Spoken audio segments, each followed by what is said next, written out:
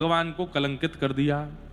भगवान पर कलंक लगा ये तो एक बात, लेकिन पूरी द्वारिका के लोगों ने विश्वास कर लिया, ये आश्चर्य की बात।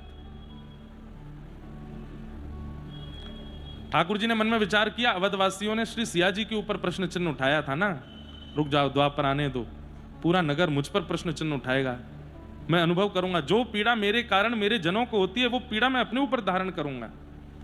आज पूरा द्वारिका भगवान पर संशय कर रहा है। द्वारिकाधीश को देख करके द्वारिका के लोग कहते हैं, इतनी बड़ी सोने की नगरी बना दी लेकिन लोभ नहीं गया, सत्राजित की मणि रख ली अपने पास छुपा करके। भगवान एक दिन मुस्कुराने लगे और उद्धव से बोले, उद्धव कैसा लग रहा है? उद्धव बोले, भगवान क्या बताएं, पूरी नगरी में आपकी निंदा हो रही है, आपने तो कुछ किया नहीं फिर भी हो रही है। बोले, यही संसार है,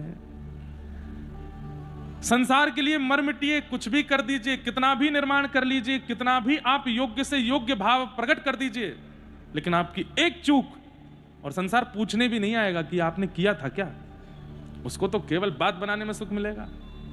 ठाकुर जी के ऊपर असंख्य आरोप लगा दिए गए, इन्होंने मणि चुराई है, ये ऐसे, अरे माखन चोर थे, अब माखन से मन नहीं भर रहा है, बड़े हो गए हैं तो मणि चुराने लगे हैं, धन चुराने लगे हैं, संपत्ति चुराने लगे हैं।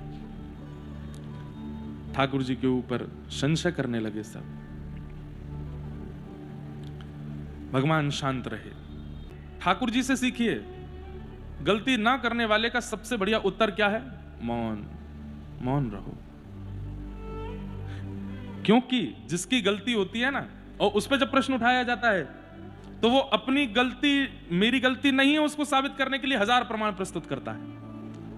उत्तर सबसे ज्यादा वही देता है, प्रमाण सबसे ज्यादा वही देता है, मचलता सबसे ज्यादा वही है जिसकी गलती होती है।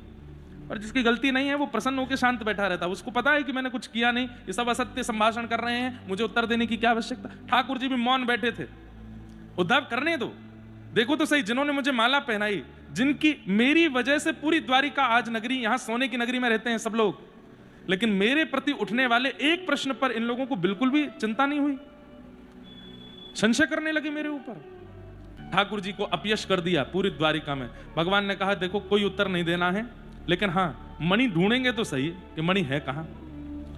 भगवान अपनी सेना लेकर के निकल पड़े मणि ढूंढने के लिए। प्रसेन जिस मार्ग से गया था उस मार्ग पर चलते हुए आगे जाकर के देखा, शेर मरा पड़ा था। प्रसेन मरा पड़ा था, उस पर शेर के पंजों के निशान थे। शेर को ढूंढा तो शेर मरा पड़ा था, उस पर रीछ के पंजों के निशान थे। रीछ को ढूंढते हुए जब गए तो देखा कि एक गुफा में रीछ जा रहा है।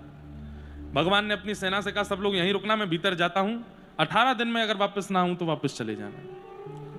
19 दिन तक भगवान का उस